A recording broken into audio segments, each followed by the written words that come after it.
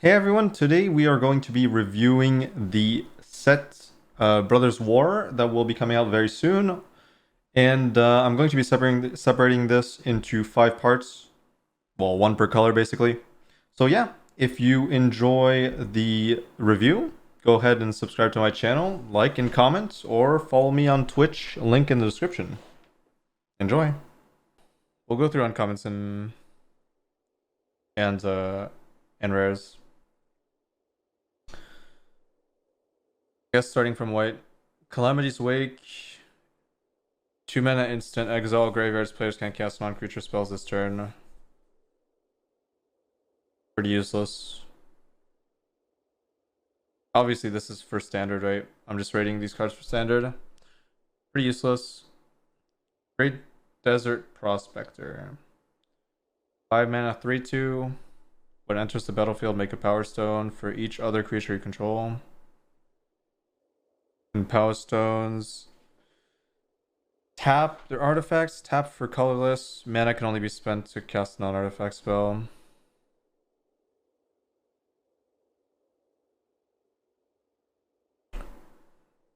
Probably useless. In the trenches. Actually, this set is probably impossible to rate because I don't know how good Power Stones are, so I don't think this set review is very interesting, but we'll see. I'll just go over through. Some cards aren't Power Stone related, and those cards are easier to rate. Like in the trenches. 3 mana Aura enchantment. Well, not Aura, but Anthem enchantment. +1/+1 on each creature. 6 mana exile target non-permanent. Pretty useless. Kalos command. 3 mana sorcery. Choose 2. Make a 2/2 colorless construct artifact token. Put a +1/+1 counter on creature you control. It gains double strike. Sorcery? Until end of turn. Search your library for planes, reveal it, put in your hand. You gain 2, scry 2.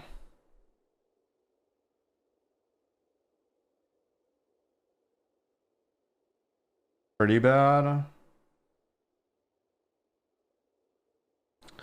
Kalos Reconstruction. Look at the top 7 cards of your library. Put up to X artifacts and or creatures with mana value 3 or less from among them onto the battlefield. Put the rest on the bottom of your library.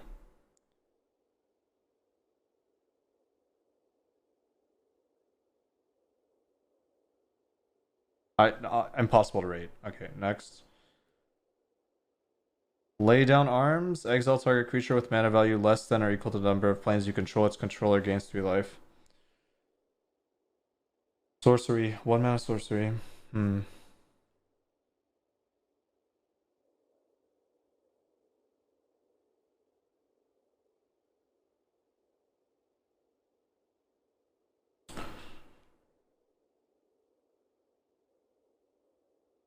Super broken card. Assuming you're in mono white and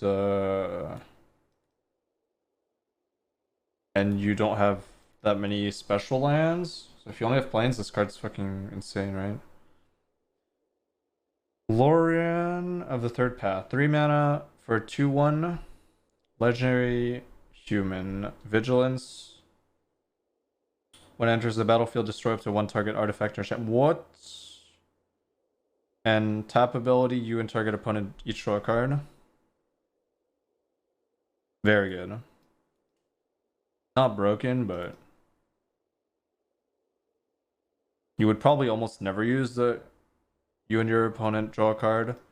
But if you're using it, it's to your advantage always.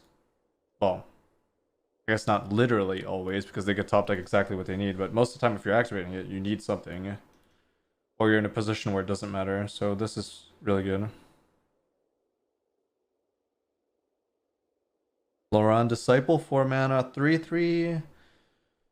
Whenever this card enters the battlefield or another legendary creature enters the battlefield, return target artifact card from your graveyard to your hand. I don't know. Could be good. Could be useless. And eat it. I don't know. I don't know how good that is.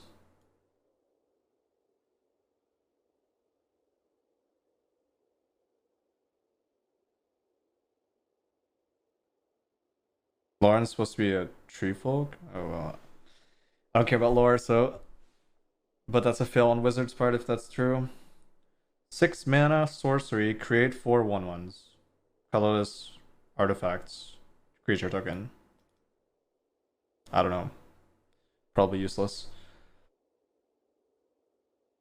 Meticulous excavation. 1 mana enchantment. 3. So you can pay white and 2 colorless. Return target permanent you control to its owner's hand. If it has unearth, instead exile it. Then return it to its owner's hand. What? If it has unearth, exile it, then return that card to its owner's hand. I don't get it. What's unearth? I think the problem is I need to look up what unearth is.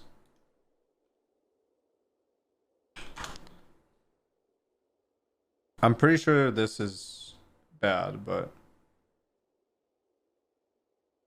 actually return target permanent. No, you control. Yeah, okay. I was gonna say if that's a bounce, that's freaking crazy. Unearth returns to the battlefield and gives it haste at the expense of the permanent getting exiled at the end of turn. Okay, so it's like, yeah, it's like flashback. Okay. So, but why does it exile it instead? Oh no, return, exile it, then return. Okay, so what? But to cast an okay, so you would have to have an unearthed card come back and then pay 3 in the same turn because otherwise it exiles itself, right? So this is too expensive, probably.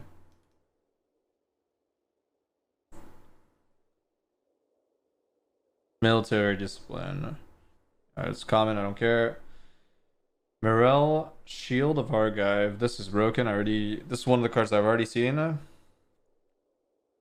Human Soldier. Soldier typing is really good for synergy. During your turn, your opponent can't cast spells or activate abilities of artifacts, creatures, or enchantments. It's really good. And then whenever it attacks, you create X colorless soldier artifact tokens, where X is the number of soldiers you control. Really good. I don't know how good, but it's definitely playable if the archetype exists.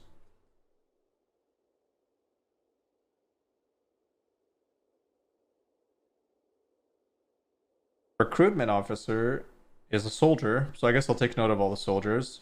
4 mana. Look at the top 4 cards of your library. Reveal a creature card with mana value 3 or less and put it into your hand. Put the rest on the bottom. Really fucking good card. Holy shit. But no, this is just really good. Okay. There's no downside really. If you want a 2/1, you want a 2/1, you play this. Repair and recharge, 5 mana. Sorcery. Return artifact, enchantment, or planeswalker from your graveyard to the battlefield. Create a tapped power stone. I don't know. I guess if you want the power stone, it's probably fine. Doesn't sound that good, but it's pretty flexible. You don't have to bring back a planeswalker. But bring back an enchantment. Actually, no, this is good. No, this card's good. You bring back like Kami War and shit. It's fine. It's pretty good. Possibly playable in standard. I don't know if the archetype will exist, but if there's an enchantment or heavy artifacts graveyard deck, then this will see play in that. We have Invoke Justice. Invoke Justice, you can bring back any permanent, but also Invoke is for white, so that's not comparable in my opinion. Okay, Siege Veteran, 3 mana, Human Soldier. Beginning of combat, put a +1/+1 counter on target creature you control. Whenever another non-token creature you control dies, this card is pretty good. I'm getting flashbacks to Luminar Castrant, but at least it's a 3-drop, which is not as good, but it has additional effects, so it's not like just straight up worse. It's fine. I think this is, yeah, this is sweeper proof, right? So this is actually not too bad. In fact, it might actually be good. because it's a soldier, so I think it's good. We'll see play potentially if the soldier deck is a thing. It might even see play straight up, but there's so many 3-drops, I don't know. Tough slot contention. This most likely doesn't see play, actually. I would say very high odds this doesn't see any play, but if the soldier archetype is good, then sure. Soul Partition is a spell I've seen before coming into this review, and it is very good. Very, very, very good. I think this card is great. And most likely we'll see play in the sideboard.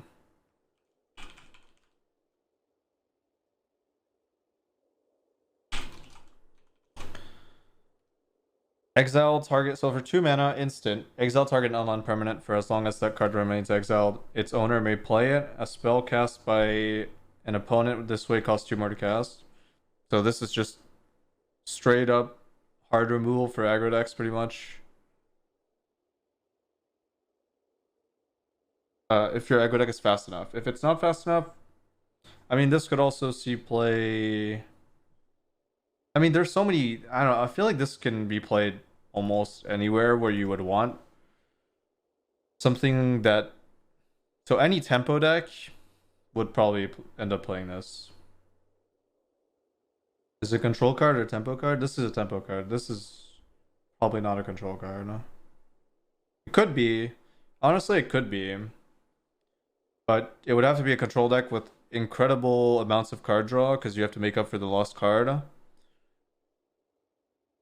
But I guess since you can protect your own stuff too, it's also good, so...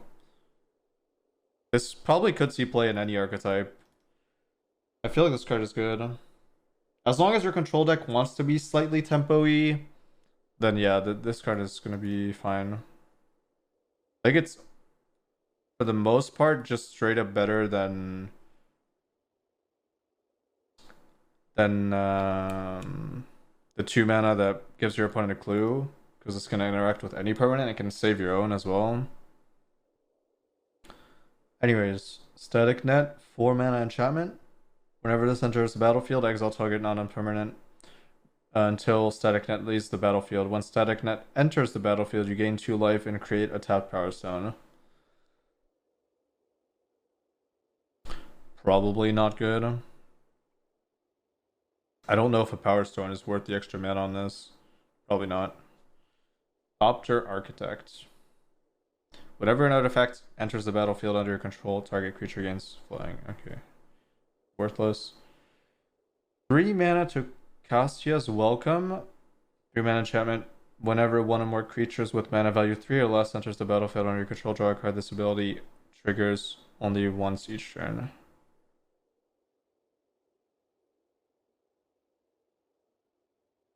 So Welcoming Vampire, but it's an enchantment. This is probably terrible. I don't know. You would have to have a 2-drop that can summon a token on turn 3, I think, for this to be good. Or you need flash. Flash creatures. Probably terrible, honestly.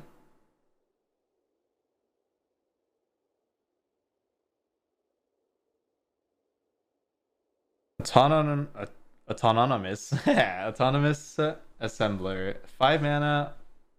First prototype card.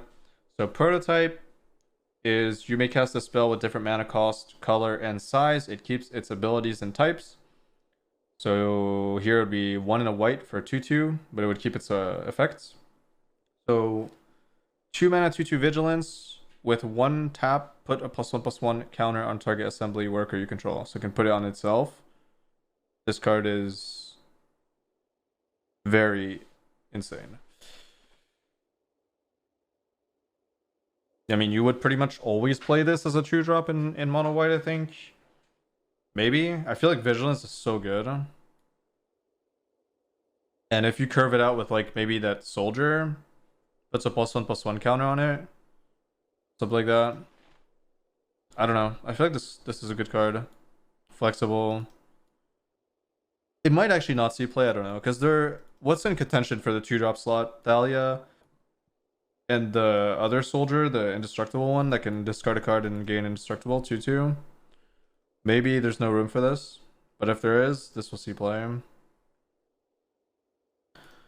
7 mana, 3/3 double strike. When combat Thresher enters the battlefield, draw a card. Or prototype for 3 mana with 1 white. So 2 and a white. Get a 1/1 double strike. When this enters the battlefield, draw a card. Well, insane in draft, but obviously we're not talking about draft.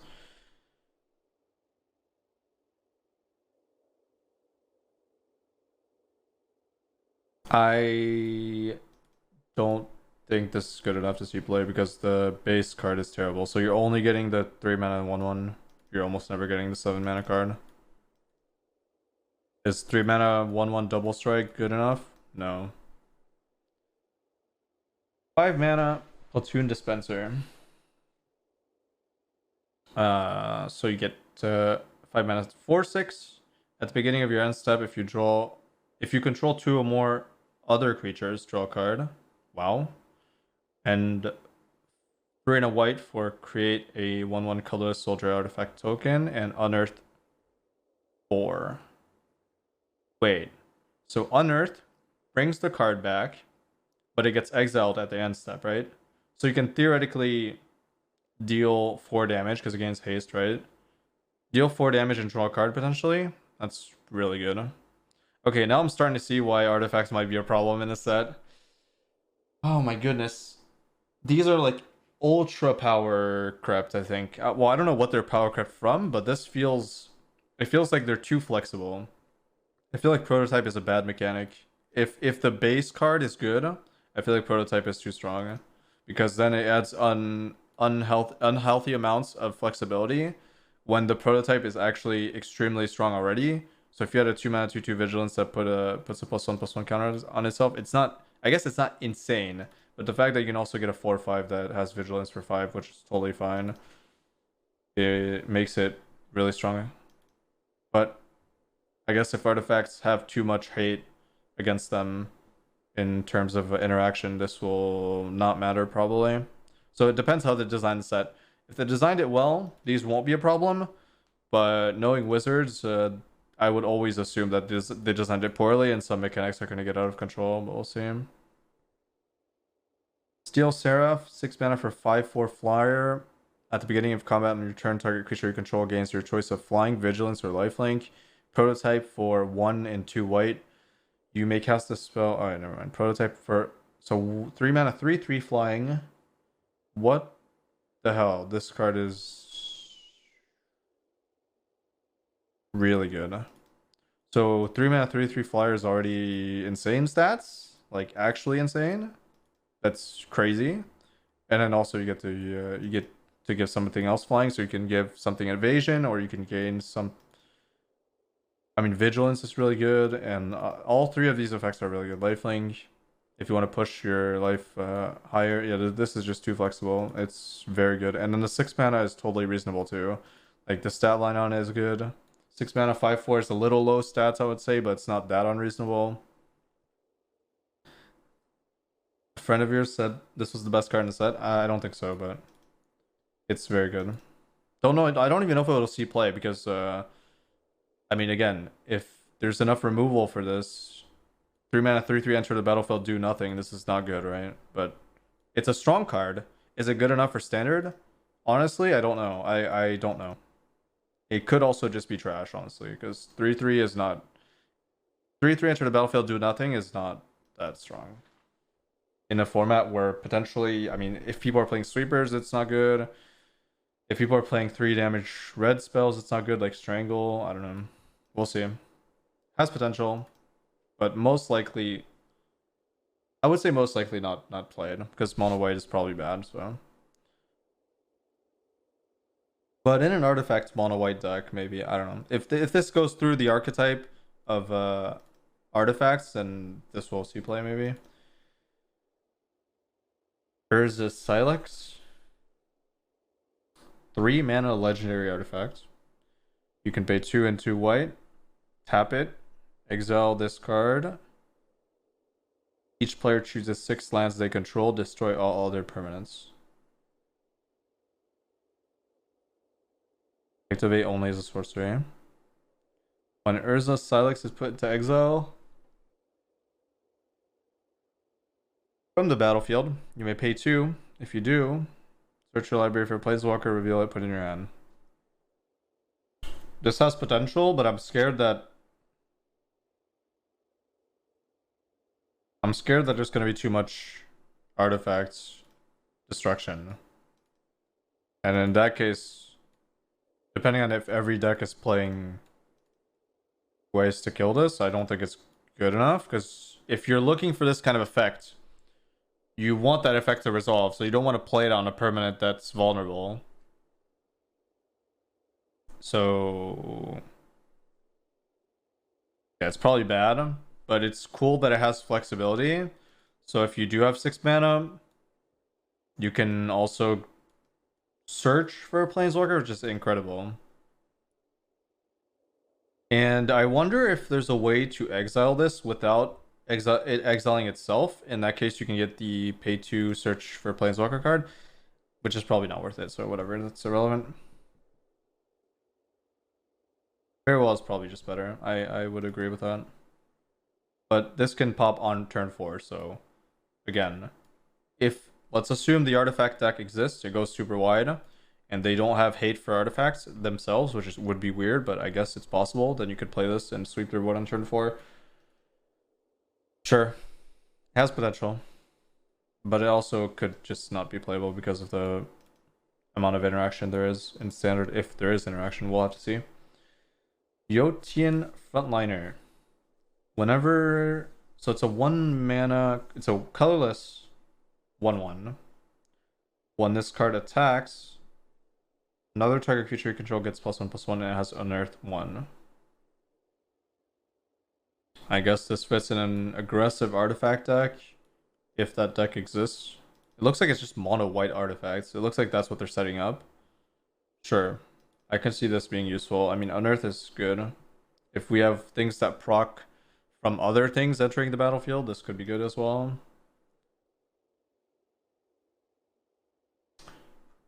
Alright, that's it for white. Overall, I would say not great, but not terrible. Pretty average. Not too exciting, I would say. Unless the archetype, the artifact archetype is good.